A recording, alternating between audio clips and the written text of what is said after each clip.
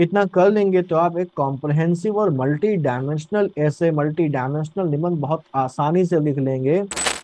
अब ये तो सभी संभावित डायमेंशंस हो गए, प्रोबेबल डायमेंशंस हो गए जिन्हें लिखा जा सकता है, लेकिन इनमें से सब लिखने हैं या कोई खासी लिखने हैं, ये इस बात पर डिपेंड करता है कि निबंध का थीम क्या है। ऐसे बहुत से लोग होंगे जिन्होंने उसी किताब से वही निबंध रटा होगा जो आपने रटा है और लिखा है। ऐसे में जब एग्जामिनर के सामने एक जैसे या लगभग एक जैसे निबंध गुजरते हैं, हमारी करनी का फल हम तो भोग ही रहे हैं, हमारी पीढ़ियां तो भोगेंगी ही भोगेंगी, बेजुबान जानवर भी भोग रहे हैं जिनका इसमें कोई भी योगदान नहीं है, तो हमें उनका भी ध्यान रखना है।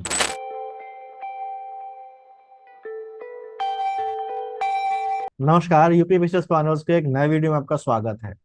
ये ऐसे सीरीज का चौथा वीडियो है। पिछले वीडियो में हम लोगों ने एक अच्छी भूमिका कैसे लिखी जाए उसके बारे में कुछ एग्जाम्पल्स के साथ बात की थी।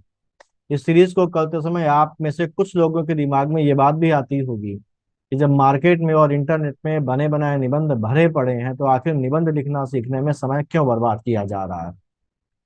वही बना बनाया किताब का या किसी के नोट्स का निबंध जुगाड़ा जाए, रट लिया जाए और एग्जाम के दिन उसी को एग्जाम में जाके लिखाया जाए। और जब ये आसान और सुलभ तरीका मौजूद है जिसका इतना बोलबाला भी है, तो क्यों बेमतलब में दिमाग खपाया जाए। तो बात ये भी सही है, बहुत से लोग इस तरीके को अपनाते हैं और लिख के आते हैं, लेकिन ऐसे में वो जो भी ये तरीका अपना रहे हैं उनमें से लगभग अधिकतर जितने भी लोग हैं सब 120 नंबर के इस पेपर में 60 से 70 के आगे नहीं बढ़ पाते, इसी के बीच झूल जाते हैं। मैंने पहले भी बताया है आपको कि खास तौर से निबंध एक बहुत इंपॉर्टेंट पेपर है, और खास तौर से आरओ के एग्जाम में आपके सिलेक्शन में यही पेपर मेन रोल प्ले करता है। यही पेपर डिसाइड करता है कि आपका सिलेक्शन होगा कि नहीं होगा, और यही पेपर डिसाइड करता है कि आपकी रैंक क्या होगी, आपको सचिवालय मिलेगा या कोई और डिपार्टमेंट मिलेगा। साथ ही साथ पीसीएस के एग्जाम में भी ये आपकी रैंक और आपके सिलेक्शन में एक बड़ा इंपॉर्टेंट रोल प्ले करता है। जब आप किसी किताब से या किसी के नोट से रट के लिख रहे होते हैं ना, ऐसे बहुत से लोग होंगे जिन्होंने उसी किताब से वही निबंध रटा होगा जो आपने रटा है और लिखा है। ऐसे में जब एग्जामिनर के सामने एक जैसे या लगभग एक जैसे निबंध गुजरते हैं, तो वो कैसे नंबर देता होगा इसका अनुमान लगाना कोई बहुत कठिन काम नहीं है। आप खुद इसको सोच के देखिए कि आपके सामने कॉपीज आ रही हैं और सब में एक जैसा निबंध आ रहा है, तो आपकी मानसिक स्थिति क्या हो जाएगी और आप क्या सोचेंगे जो एग्जाम लिख रहा है उसकी मानसिक स्थिति के बारे में। लेकिन अगर आप निबंध लिखने के बेसिक्स जान जाएंगे और थोड़ी बहुत प्रैक्टिस कर लेंगे तो आप अपना खुद का मौलिक निबंध तो लिख ही सकेंगे, आप रटे हुए निबंध को भी अलग तरीके से मौलिकता के साथ लिख सकेंगे और ऐसे में बाकियों से बेहतर नंबर पा सकेंगे। इसके अलावा इसका एक फायदा और भी होता है कि कभी कोई ऐसा निबंध आ जाए जिसे हमने तैयारी नहीं किया, तो भी हम, अगर हमको बेसिक्स पता है निबंध लिखने के तरीके पता है निबंध लिखने के, उसको एक्सप्लेन करने के तरीके पता है, उसके डायमेंशंस पता है, तो हम उस बिना पढ़े निबंध को भी अटेम्प्ट करके बाकियों से कुछ बेहतर तरीके से लिख सकते हैं। ध्यान रखिए कि जब एग्जामिनर के सामने एक जैसे रटे रटाए निबंधों की कॉपियों के बीच आपकी एक मौलिक निबंध की लिखी हुई कॉपी पहुंचेगी तो उसको कितना बेहतर महसूस होगा, उसकी बोरियत कितनी जल्दी खत्म हो जाएगी और उसका पेन बाकियों से आपको बेहतर नंबर दे ही देगा। और यहाँ हम वही तो सीख रहे हैं कि बाकियों से बेहतर निबंध कैसे लिखा जाए और निबंध में अधिकतम नंबर कैसे लाए जा सकते हैं, किस किताब से किस नोट्स से निबंध तैयार किया जाए। इससे और इस बात से तो पूरा इंटरनेट भरा पड़ा है, पूरे टेलीग्राम चैनल्स भरे पड़े हैं, फेसबुक भरा पड़ा है। लेकिन अगर आप ये बात सीख गए तो आप उन किताबों को पढ़कर उन्हीं के कंटेंट का इस्तेमाल करके बाकी लोगों से बेहतर निबंध लिख देंगे। खैर, तो पिछले वीडियो में हम लोगों ने भूमिका की बात की थी और आज हम लोग बात करेंगे कि कैसे एक मल्टी डायमेंशनल यानी कि एक बहुआयामी निबंध लिखा जाता है। क्योंकि निबंध से एग्जामिनर आपके मन में झांकता है, आपके विचारों को, आपकी अपने आसपास के प्रति जागरूकता को, आपके थॉट प्रोसेस एक्सेट्रा एक्सेट्रा के बारे में जानना चाहता है। तो ऐसे में एक मल्टी डायमेंशनल निबंध, एक बहुआयामी निबंध उसे ये बताता है कि आपकी सोच का दायरा क्या है, आपकी सोच कितनी संतुलित है और आप चीजों को कितने ऑर्गेनाइज्ड और प्रभावी ढंग से पेश करते हैं। अब निबंध के क्या डायमेंशंस या आयाम हो सकते हैं, वो निबंध के सब्जेक्ट और सब निबंध की थीम पर डिपेंड करता है। लेकिन मोटे तौर पर किसी निबंध के जो आयाम हो सकते हैं उनको हम लोग यहाँ पर देखेंगे, और उसके बाद उसे हम कुछ एग्जाम्पल से, कम से कम एक एग्जाम्पल से तो समझेंगे भी। पहला आयाम है समय। समय का मतलब यानी कि अगर हम किसी सब्जेक्ट के पास्ट, प्रेजेंट और फ्यूचर के बारे में बात करते हैं तो हम उसको समय के आयाम से लिख रहे हैं। यानी कि कोई भी निबंध है तो उसके बारे में एंशियंट जो समय था, प्राचीन काल था, उस समय उसमें क्या होता था, वर्तमान काल में क्या है, और फ्यूचर में उसके बारे में क्या हो सकता है, उस बारे में बात करते हैं। तो हम समय के डायमेंशन यानी कि टेम्पोरल डायमेंशन को फॉलो कर रहे हैं उस निबंध को लिखते समय। दूसरा जो डायमेंशन है वो है सेक्टोरल, जिसमें हम उस सब्जेक्ट का प्रभाव या उसके कारकों को सेक्टर्स के आधार पर डिस्कस करते हैं। अब ये सेक्टर्स कुछ भी हो सकते हैं, जैसे आर्थिक क्षेत्र, खेल, विज्ञान, धर्म, प्रशासन, राजनीति, मीडिया, समाज, एक्सेट्रा एक्सेट्रा। इसके अलावा जियोग्राफिकल डायमेंशन यानी कि भौगोलिक आयाम भी हो सकता है, जिसमें स्थानीय, राष्ट्रीय और अंतरराष्ट्रीय प्रभाव आदि आ सकते हैं। कुछ निबंध ऐसे होते हैं जिसमें हमें किसी समस्या और उसके समाधान पर बात करनी होती है।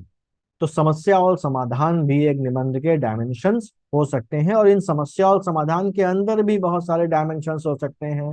जैसे समस्या में हम इकोनॉमिक एस्पेक्ट ले सकते हैं, ज्योग्राफिकल एस्पेक्ट ले सकते हैं, उस चीज से होने वाली कल्चरल और सोशल समस्याओं को देख सकते हैं। तो इनके अंदर भी डायमेंशंस हो सकते हैं।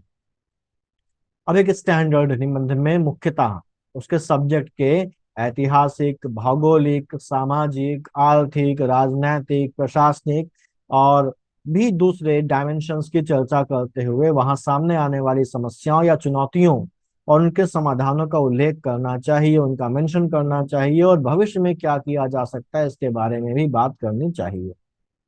अब जरूरी नहीं है कि किसी निबंध में ये सारे डायमेंशंस कवर ही हो जाएं। कुछ टॉपिक्स ऐसे होते हैं जो कुछ डायमेंशंस को तो टच करते हैं लेकिन बाकी डायमेंशन से उनका कोई मतलब नहीं होता। वहीं कुछ टॉपिक्स ऐसे होते हैं या उन्हें इस तरीके से पूछ लिया जाता है कि वो कुछ खास डायमेंशंस तक ही सीमित हो जाते हैं। जैसे अगर ग्लोबलाइजेशन पर कोई निबंध आता है, वैश्वीकरण पर कोई निबंध आता है, जैसे निबंध में पूछा गया है कि क्या वैश्वीकरण अपने उद्देश्य में सफल रहा है, तो इसे लिखने का बेस्ट तरीका है प्रॉब्लम और सॉल्यूशंस के फॉर्मेट को फॉलो किया जाए, प्रॉब्लम्स और सॉल्यूशंस के डायमेंशंस को कवर किया जाए। एक और बात ध्यान रखिए कि जो मैं पहले भी बता चुका हूं कि ऐसे में जो भी बात कही है, जो भी तर्क दीजिए, उसके सपोर्ट में एक सॉलिड फैक्ट जरूर दीजिए। ये जो सॉलिड सपोर्टिंग है, ये जो कोई फैक्ट है, वो कोई रिपोर्ट हो सकती है, किसी संस्था या किसी जिम्मेदार व्यक्ति का बयान हो सकता है, कोई आंकड़ा हो सकता है, या ऐसी ही कोई और चीज जो आपके जो भी बात आपने कही है उसको सब्सटैंशिएट कर सके। जैसे अगर क्लाइमेट चेंज पर कोई निबंध आता है, हम एग्जाम्पल समझ लेते हैं कि क्लाइमेट चेंज के एग्जाम के आधार पर कोई निबंध लिखना है, तो उसके कौन कौन से डायमेंशंस हो सकते हैं और उन डायमेंशंस में किन किन चीजों को कवर किया जाएगा। जैसे अगर क्लाइमेट चेंज पर कोई निबंध आता है तो उसमें scientific, environmental, economic, social, political, technological, cultural और एथिकल डायमेंशंस हम डाल सकते हैं। अब साइंटिफिक डायमेंशंस में क्या क्या चीजें हम लिख सकते हैं, तो साइंटिफिक डायमेंशंस में हम जलवायु परिवर्तन, क्लाइमेट चेंज का जो अर्थ है वो समझाते हुए green house gases, carbon emission, global warming को मेंशन कर सकते हैं, और इसके सपोर्ट में साइंटिफिक डेटा, आईपीसीसी की रिपोर्ट्स दे सकते हैं, और इसकी वजह से कारण भी बता सकते हैं कि इसकी वजह से समुद्री जलधाराओं पर क्या प्रभाव पड़ रहा है, ग्लेशियर तेजी से पिघल रहे हैं, वगैरह वगैरह। ऐसे ही पर्यावरण यानी कि एनवायरमेंटल डायमेंशन को अगर हम लोग देखें तो इसमें क्लाइमेट का इकोसिस्टम पर क्या प्रभाव पड़ रहा है, प्रजातियों की विलुप्ति हो रही है, उनके हैबिटेट का विनाश हो रहा है, उनके आवास का विनाश हो रहा है, और जो बायोडायवर्सिटी है, जो जैव विविधता है, उसमें कमी आ रही है। इन सब के बारे में आप बता सकते हैं। इसके अलावा कुछ खास क्षेत्रों, वैसे ध्रुवीय क्षेत्र यानी कि पोलर रीजन्स, समुद्रों, जंगलों आदि के जो डायनेमिक्स है उनमें भी चेंज आ रहा है, तो उन चेंजेस को भी हम यहाँ पर मेंशन कर सकते हैं। अब जैसे जैसे डेजर्टिफिकेशन बढ़ रहा है, मरुस्थलीकरण बढ़ रहा है, समुद्रों के वाटर लेवल में, समुद्रों के जलस्तर में बढ़ोतरी हो रही है, और इस समुद्र समुद्र के जलस्तर में बढ़ोतरी होने से बहुत सारी समस्याएं आ रही हैं।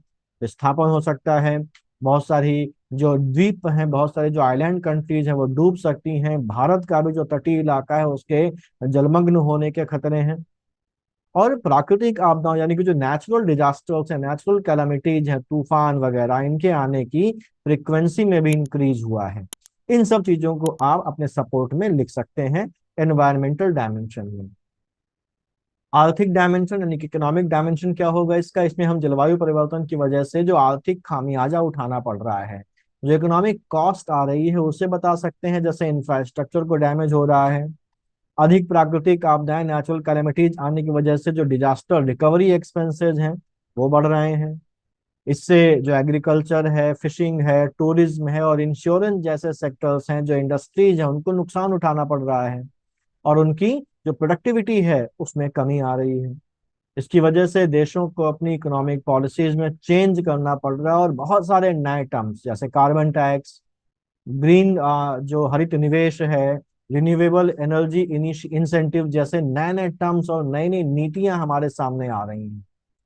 सोशल डायमेंशंस में हम ह्यूमन हेल्थ पर क्लाइमेट चेंज के पड़ने वाले प्रभावों जैसे महामारियों का फैलना, गर्मी की वजह से होने वाली बीमारियों में बढ़ोतरी, मेंटल हेल्थ पर क्लाइमेट चेंज का जो इम्पैक्ट पड़ रहा है उसके बारे में लिख सकते हैं। अभी हाल ही में न्यूज़पेपर में मेंटल हेल्थ पर बहुत बढ़िया इसके ऊपर कि क्लाइमेट चेंज का मेंटल हेल्थ के ऊपर क्या इम्पैक्ट पड़ रहा है, एक आर्टिकल आया था।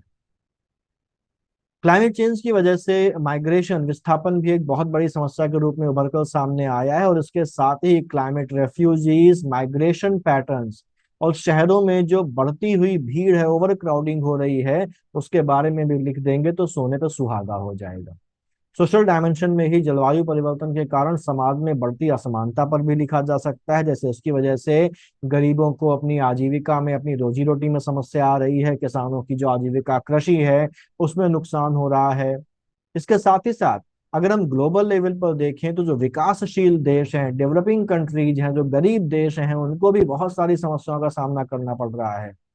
इसका असर पढ़ाई लिखाई पर भी पड़ रहा है, स्टूडेंट्स की पढ़ाई पर पड़ रहा है, छात्रों की शिक्षा पर पड़ रहा है, क्योंकि एक्सट्रीम क्लाइमेटिक कंडीशंस में और नेचुरल डिजास्टर्स के आने के कारण स्कूल कॉलेजेस को बंद करना पड़ता है, जिससे पढ़ाई का नुकसान होता है। ऐसे ही आप इसके पॉलिटिकल डायमेंशंस में जलवायु परिवर्तन के लिए होने वाले सम्मेलनों, समझौतों जैसे क्योटो प्रोटोकॉल, पेरिस एग्रीमेंट के बारे में, अलग अलग देशों के द्वारा अपनाई जा रही अलग अलग नीतियों के बारे में, जो डिफरेंट क्लाइमेटिक जो मूवमेंट चल रहे हैं, जो आंदोलन चल रहे हैं, उनके बारे में लिख सकते हैं। जैसे फ्राइडे फॉर फ्यूचर जो अभियान है उसके बारे में लिख सकते हैं, उसके बारे में लिख दीजिए यहाँ पर। तकनीकी आयाम को भी हम जोड़ सकते हैं क्लाइमेट चेंज में, जैसे रिन्यूएबल एनर्जी, अच्छा solar energy, wind energy, hydro energy और कार्बन फुटप्रिंट कम करने में इन सब की जो यूजफुलनेस है, इन सब की जो उपयोगिता है उसके बारे में बता दीजिए। नई नई इनोवेशंस हो रही हैं, जैसे कार्बन कैप्चर टेक्निक है, कार्बन फार्मिंग है, इलेक्ट्रिक व्हीकल्स जो आ रहे हैं इनके बारे में बताइए। ग्रीन हाइड्रोजन, हमारे इंडिया में ग्रीन हाइड्रोजन मिशन भी शुरू किया गया है, इसका भी उल्लेख करना मत भूलिए। लेकिन इनके साथ ही इनके प्रयोग में आने वाली जो बाधाएं हैं, जो बॉटलनेक्स हैं, जो चुनौतियां हैं, जो लिमिटेशंस हैं, उनका भी एक दो लाइनों में जिक्र जरूरी है और वो आपको करना पड़ेगा। कल्चरल और जो एथिकल डायमेंशन है वो भी इसमें जोड़े जा सकते हैं। जैसे जलवायु परिवर्तन की वजह से लोगों के खान पान के लेवल में, खान पान के तरीकों में, रहन सहन के पैटर्न में चेंजेस आ रहे हैं, इसको बताइए। और साथ ही साथ समाज में बहुत सारी ऐसी बातें हैं जो क्लाइमेट चेंज के बारे में गलत जानकारियां फैली हुई हैं, मिसकंसेप्शंस फैले हुए हैं, उनके बारे में आप लिख सकते हैं। समाज में इसका पोर्ट्रियल किस तरीके से किया जा रहा है वो लिख सकते हैं। वहीं अगर हम क्लाइमेट चेंज से रिलेटेड जो एथिकल डायमेंशन है, नैतिक आयाम है, उसमें हम लिख सकते हैं कि विकसित देशों की नैतिक जिम्मेदारी बनती है कि वो विकासशील देशों के ऊपर इसके भार को ना थोपें। हम लोग बार बार देखते हैं कि अलग अलग जो क्लाइमेटिक सम्मेलन होते हैं उसमें एक चीज उभर के सामने आती है कि जो विकसित देश हैं वो जो भी फंड है उस फंड को बराबर बांटना चाहते हैं, लेकिन जो विकासशील देश हैं, जो पिछड़े देश हैं, वो ये कहते हैं कि भाई आखिरकार जिम्मेदारी आपकी है, क्योंकि आपने हमसे पहले क्लाइमेट को नुकसान पहुंचाना शुरू किया।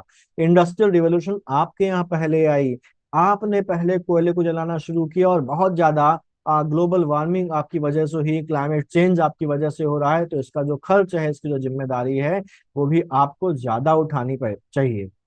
तो विकसित देशों की ये जिम्मेदारी बनती है कि वो विकासशील देशों के ऊपर, डेवलपिंग कंट्रीज के ऊपर इसके भार को ना थोपें, क्योंकि इसके लिए सबसे ज्यादा जो जिम्मेदार हो विकसित देश है और ये उनकी एथिकल लायबिलिटी है, एथिकल उत्तरदायित्व है उनका।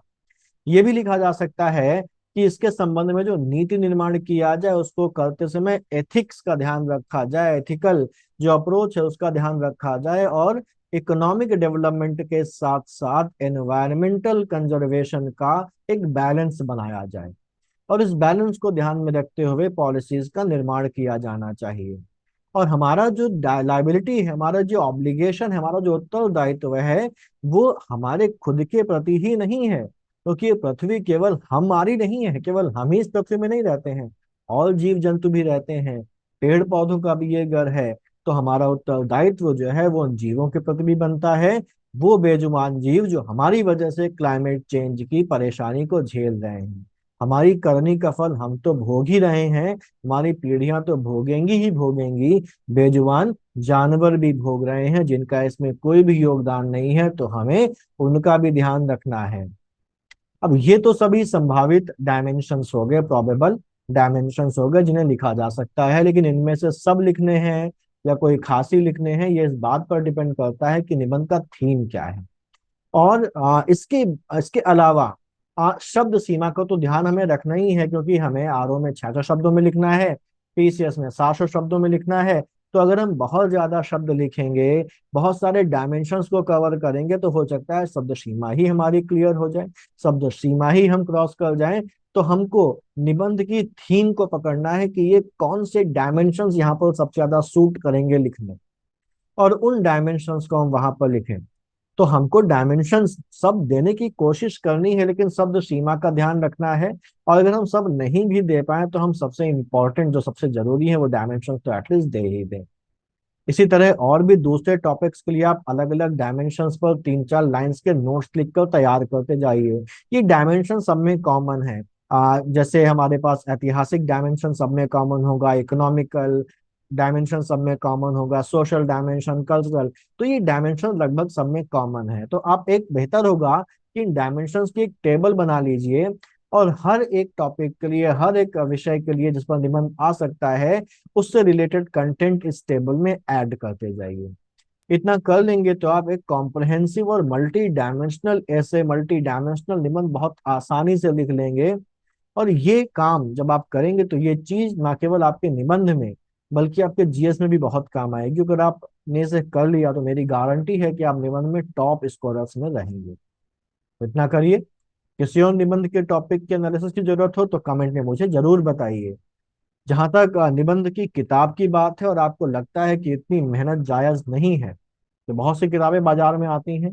निबंध मंथन नाम की एक किताब आती है, वो भी आप ले सकते हैं। तो वैसे भी आप कर सकते हैं, लेकिन मैं कोशिश करूंगा और ये कहूंगा आपसे कि अगर आप किताब से भी कवर करते हैं तो कोशिश करिए कि किताब से तैयार करने के बाद, किताब से याद करने के बाद निबंध को अपनी भाषा में, अपनी शैली में, अपने स्टाइल में लिखने की कोशिश करिए, इससे कुछ तो मौलिकता आए। और भेड़ चाल में आप ना फंसे, और भेड़ चाल में फंसकर एवरेज और बिलो एवरेज नंबर लेके ना आए, क्योंकि इससे आपको तो दुख होगा ही होगा, मुझे भी तो दुख होगा। तो मिलते हैं अगले वीडियो में, तब तक पढ़ते रहिए और आगे बढ़ते रहिए। All the best.